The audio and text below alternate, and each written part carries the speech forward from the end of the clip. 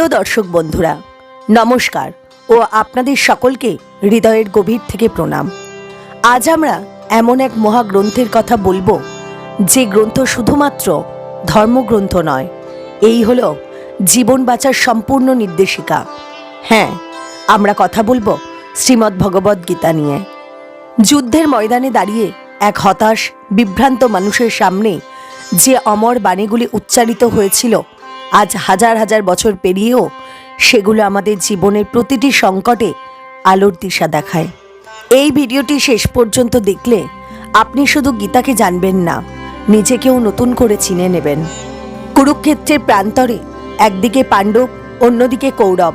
যুদ্ধ শুরু হতে যাচ্ছে, আর সেই মুহূর্তেই অর্জুন তার নিজের আত্মীয় স্বজন, গুরু, ভাইদের দেখে মন থেকে যুদ্ধ করতে ভয় পেয়ে যান।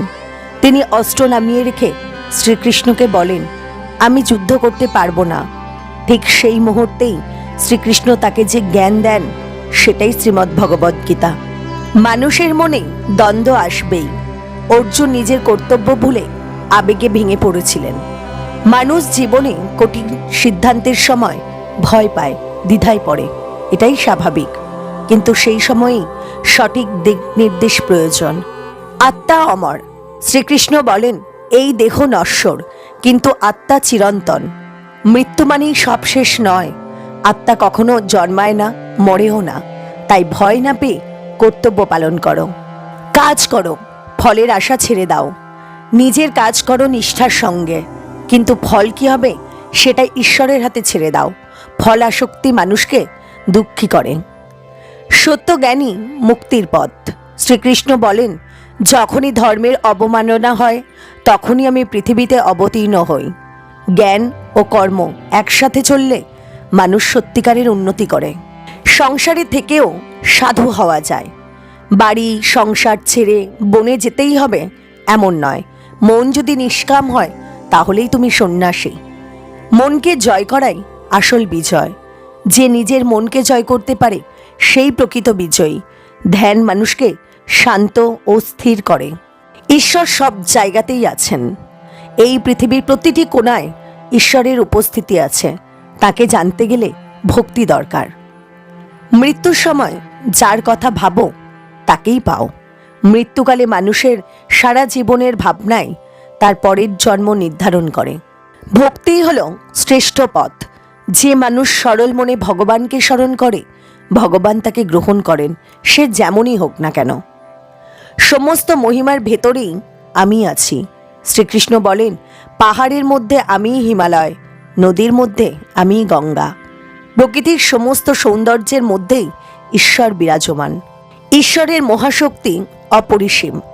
অর্জুন শ্রীকৃষ্ণের বিশ্বরূপ দর্শন করেন। তিনি ভয়ে ও বিস্ময়ে কাঁপতে থাকেন। ঈশ্বরের শক্তি মানুষের চিন্তার বাইরে। সহজ ভক্তি মুক্তির পথ। যে সবসময় ঈশ্বরে মন দেয়, অন্যের ক্ষতি করে না, সেই তো প্রকৃত ভক্ত।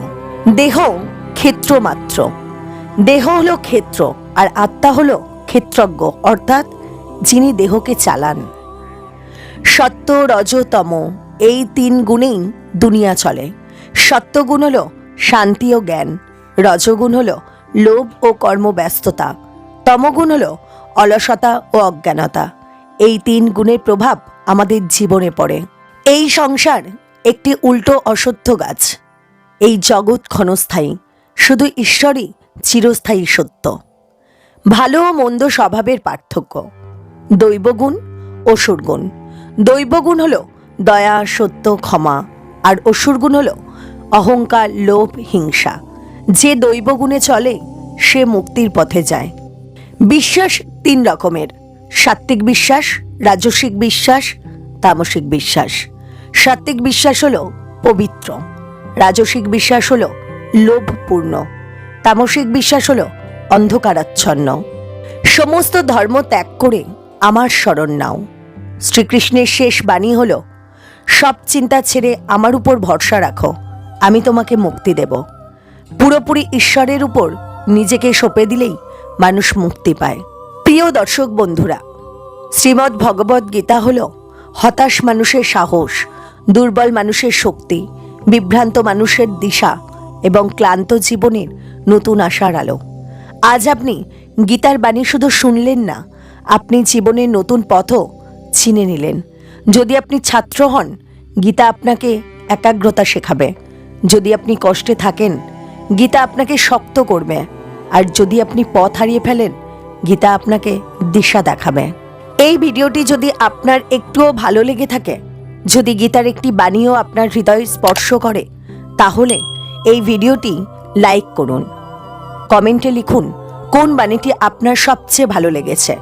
চ্যানেলটি সাবস্ক্রাইব করে পাশে থাকা বেল আইকনটি প্রেস করে রাখুন, কারণ আপনার একটি সাবস্ক্রাইব আমাদের আরও ভালো গীতা, পুরাণ এবং আধ্যাত্মিক ভিডিও তৈরির অনুপ্রেরণা দেবে। শ্রীকৃষ্ণের চরণে প্রণাম। সমস্ত দর্শকবৃন্দকে অসংখ্য ধন্যবাদ। জয় শ্রীকৃষ্ণ।